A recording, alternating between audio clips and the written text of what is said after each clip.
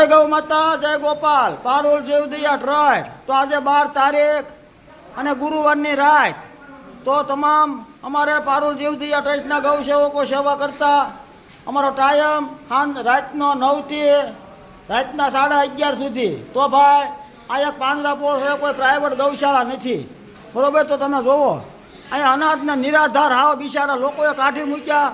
પણ આ મૂંગો જીવનું કોણ બિચારાના ક્યાં જાય, કોને કહે? હે તો અહીંયા અટાણે આશરો લે છે.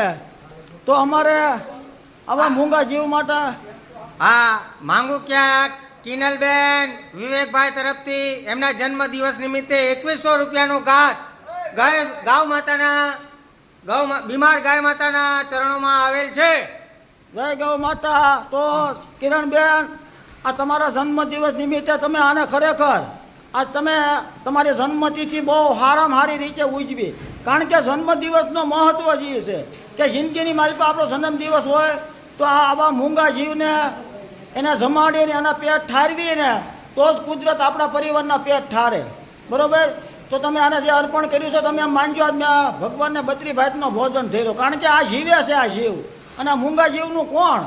તો તમે ખરેખર આજ બહુ સારી રીતે તમારો જન્મદિવસ ઉજવો તો તમારા આખા પરિવારના આરોગ્ય સારા રહે અને ધંધામાં પ્રગતિ કરાવે એવી અમે તમામ ગૌ સેવકો, ગૌ માતા અને ભગવાન કૃષ્ણના શરણમાં પ્રાર્થના કરવી છે. જય ગૌ માતા, જય ગોપાલ. બોલો કૃષ્ણ પ્રિય ભગવાન.